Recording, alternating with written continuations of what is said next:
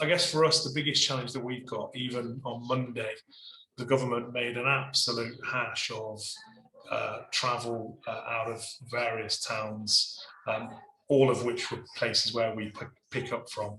Then so it said don't travel, then it said minimize travel. I felt like doing a Matt Lucas video on do this, do that, don't do this. It just causes chaos. So I think we've got a tricky year with that kind of nonsense continuing.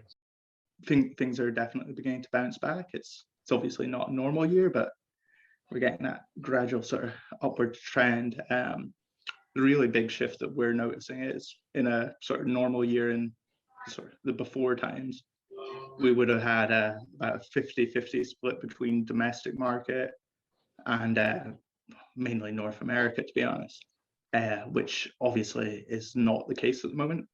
We're still kind of holding out a little bit of hope that might return late summer, but all of our plans are kind of assuming it won't, so we're not banking on it basically.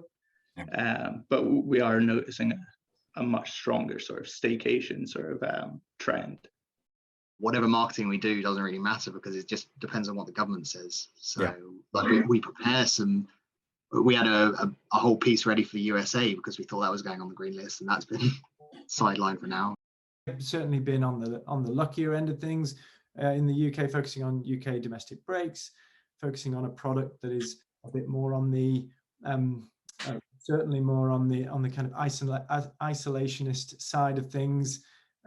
We have been pretty lucky, and our experience really has been around adapting to the stops and starts, having the right technology and communications in place, both on the sites and through our marketing tools and through the call centers and so on, in order to keep people up to date. First of all, keep ourselves up to date on what's allowed, and then keep people up to date and try and maintain the customer experience throughout this period.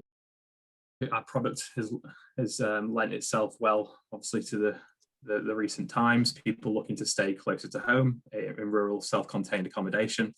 Obviously, it's not coming without its challenges with the lockdowns. So we've had real kind of peaks and troughs. I think that's the way to put it. So we've gone from having no ability to trade with no one in any property source and too much demand and not enough supply. So I guess right now where we're at as a business, we are looking in a good place for trading wise for summer particularly.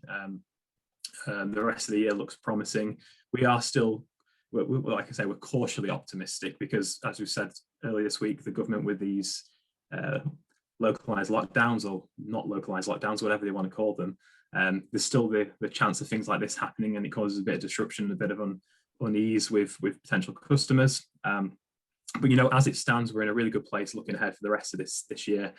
The big challenge for us, as I said there before, is the demand at the moment outweighing the supply of properties. So for us, it's all about encouraging potential new owners to sign up with Sykes, to let out their properties, and hopefully make an income from that, and we can fulfil that demand that we're seeing, particularly in some of the real hotspots like the Cornwall, Devon, Southwest.